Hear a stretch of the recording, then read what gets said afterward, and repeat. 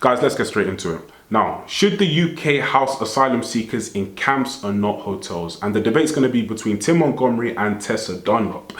Now, guys, I must say that Tessa's stance is so woke that it's alarming. Most of what she's going to say is alarming, but 2 points in particular. Number one, she's going to say that Britain should be lucky. We're not really taking in that many asylum seekers. You know, Turkey's doing more for asylum seekers than, you know, the Brits are. You know, it's not that much, number one. Number two, she's also going to say, within my first point, she's also going to say that the British people should be lucky that we're not bordering any countries in the Middle East, because it would be worse.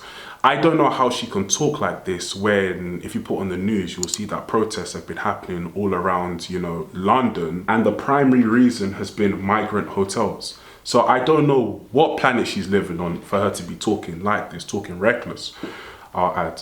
That's number one. Number two, she's going to be comparing the camps to concentration camps historically.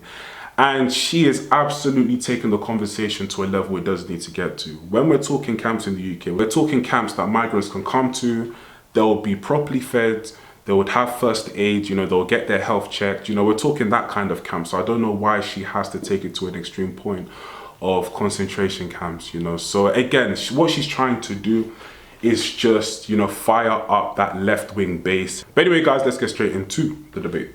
You know, millions of pounds spent on hotels. So much of that is driving this protest. Do you think camps might be a good idea, and what might they look like?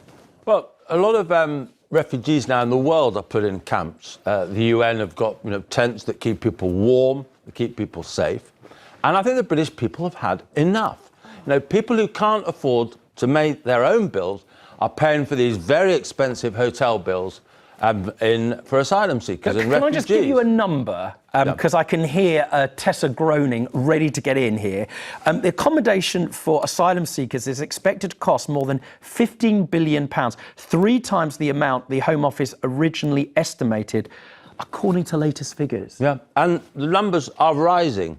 The record number of people crossed the Channel illegally already this summer. And so, yes to camps, but people are still going to keep coming. People want to come to Britain for all sorts of reasons, partly because we don't have ID cards, so that's another issue. Keep on topic. The key thing is we have to stop the boats. Well, hang on. Until we stop the boats, I'm sorry, we'll continue to have these bills. I'm going to push you on this one, Tim, because we're trying to stick to the debate. Well, it's not irrelevant. Until we stop the boats, we'll have some cost, whether it's camps or hotels. Right, but the question is, we're asking about hotels versus camps, and if you want to stop the boats, presumably, I don't help. Your point is that the camps might be a deterrent people crossing if they are not going to be housed in a hotel. And the Conservative government, in fact, signed contracts in 2019 that were due to pay £4.5 billion worth of taxpayers' money to 3 hotel companies over a decade. And on the Sunday Times Rich list, one of the fastest risers is a guy who provides services to these camps and these hotels. Because it's lucrative for a lot of people. The people that are paying are the British people. And so, yes, camps, I've absolutely been clear about that. But it's the cost of camps will still annoy people. Well, I wonder about that. Tessa, what do you think about this? I mean, what Tim is ostensibly saying is that camps will stop people crossing the Channel because they're so horrible, as opposed to hotels. Do you think actually that is a deterrent? Or do you think we should be paying for hotels? Dear Tim, I love the way you weaponised the word British there. British people! They've had enough, us poor British people. Do you know the numbers of asylum seekers we take in this country, relative, in fact, to our European neighbours, but more saliently to countries like Turkey, who have an excuse for putting their asylum seekers in camps because they house millions of asylum seekers because they border countries where there have been conflicts. We are not even beginning to understand what it means to have a serious asylum problem. So let's just own that for a start. Lucky, I want to say lucky British people. Lucky British people that we don't border the Gaza Strip or that we don't border Syria. Lucky us, privileged us. And how dare we revert to using that word camp, which got us unstuck way back when in 1900, when we shoved Afrikaners and black people in southern Africa into camps and they died in their thousands. You're talking about Churchill. We are indeed, not Churchill. This is the Boer War, another war we'd prefer not to talk about. That's when the first time concentration camp was coined as a phrase. And let us just then forward wind much more recently to Bibi Stockholm, another version of a camp where Legionella disease, by the way, because the camps in Southern Africa in the Boer War, the reason people died was because of disease. And once again, we had it much more recently. Bibi Stockholm. Do you think that camps How long are you going to... How long are you going to... I've not even begun. No, you haven't. I've not begun. Tim, very quickly before we go to callers. Tess is knocking Britain all the time. I'm not knocking Britain, I'm knocking the use of the word Britain. You knock Britain all of the time. And the fact is, if you add up the contribution that British people pay on overseas aid, defence, around the world, we are absolutely committed to abroad. We are actually a very generous nation, even with the cuts, which I oppose. Well, let's just give some numbers before we go. Saying that we don't care and that we're somehow worse than other countries so just to be clear, true. Just to be clear, so our callers know, on the one hand, we've got Tessa saying, look, we're not gaslighting you, but we've not got an immigration, a migration problem. Well, not just full stop, really. And on the other hand, we could be doing a great deal more. And Tim's saying, yes, we have. And the underlying numbers, it shows that 3 companies made a total profit of £380 million on hotel contracts between September 2019 and 2024. Now, Andrew, you're in Essex. Where do you sit on this? Are you with Tessa, who says, we could and should be doing more, we don't have a problem, or are you with Tim? Hello, geezer. Hello, Andrew. I think it's a no-brainer. Of course, it's a great idea. They travel hundreds, maybe thousands of miles to come here for maybe a better life or to persecution, all that sort of stuff. Right. They've got across dangerous territories and all that. They're given an holiday camp. They're going to be fed. They're going to be looked after medically. Mm-hmm. Another, months, years, or maybe a year. So not quite the Boer War that Tessa's described. She keeps piping on about history. I mean, we've grown out of all that now. Stop banging on about all that nonsense. Tessa, much respect to you, but I'm sorry. Sometimes you talk a lot of tosh. Hi, Andrew. Anyway, how are you doing in Essex? Oh, she butting in again? Yeah. No, I'm just saying hello. Welcome to my life, Andrew. Welcome to my life. Your point is, look, your point, Andrew, is that this is significantly... Have you got a button button or a cut-off button for me? Your point is it's significantly cheaper by having camps than it is putting people into hotels. And that's got to be the bottom line. I don't know the figures, but what I do know is if they're in these hotels, you get a lot of people protesting outside that are causing them fear. And if they are decent human beings, they don't deserve to be intimidated like that.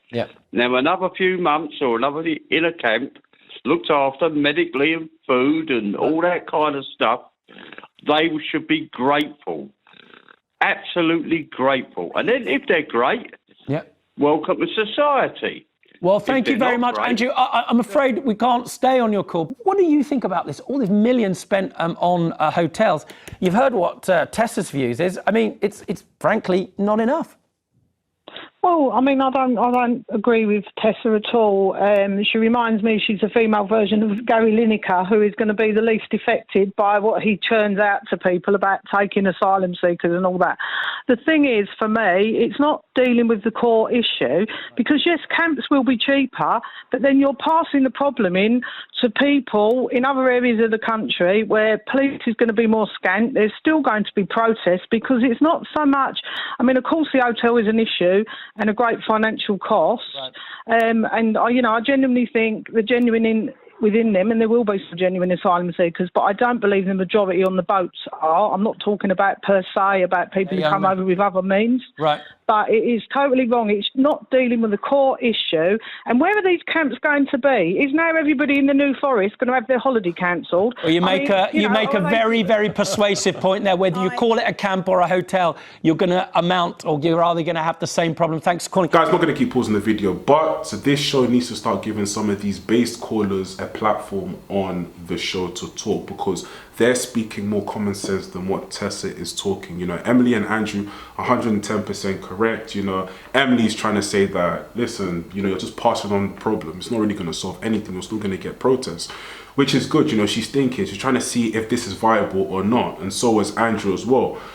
And they are not fear-mongering like Tessa is doing. Tessa's not bringing anything, you know, to the conversation. She's just fear-mongering and just trying to stoke up tensions. That's literally it. So, you know, some of these callers need to be in, you know, these positions and sitting on the panel instead of, you know, these wokies sometimes, honestly. Also, and I know this makes it a much less sexy debate, but the one way to solve this problem is to process them more quickly. They are hovering around waiting for status. 413 days is the average amount of time it takes to work out whether they're illegal or legal. Are you going to get any disagreement there? I mean, it takes years. Cut the time. You should process people more quickly. It's more efficient for everyone. But if people think it's easy to come to this country, they will come in greater numbers. They're going to come anyway, We need to stop. A last word to Jean in Dorset. Some suggestion that in the event there are camps, they might be in the New Forest. I can't imagine coming from Dorset that's going to be something that you feel happily disposed towards. Thank you for the opportunity to comment on this. I will rattle through as fast as I can. Tessa, this English woman has had enough. Secondly, they come here illegally equals unlawfully, which is not a good start in terms of trusting who they are or what they are. Lastly, camps. You would think that they would be grateful to be in a camp here in the UK, which is a safe country, having left France, which apparently they don't deem to be safe. And finally, the simple answer to this whole issue: don't let them in the first place. Oh man, we're in 2025 and, you know, a lot of people coming on these programs to discuss their points. They seem to just be out of touch with what the general public is thinking, honestly. I didn't know it was this bad, you know, but the more I've started paying more attention to politics, you know, recently, in recent years, the more I've seen that, you know, people who speak on political issues, social issues, just don't have a clue as to what the majority are thinking and feeling in the United Kingdom. So yeah, guys, honestly, let me know in the comment section down below what you think about this whole situation. The callers were based, most of them were based, you know, they, you know, said a lot of stuff that, you know, I agree with. So, you know, respect to the callers. Yeah, guys, let me know in the comment section down below what you think. Like, comment and subscribe, and I'll catch you in the next video.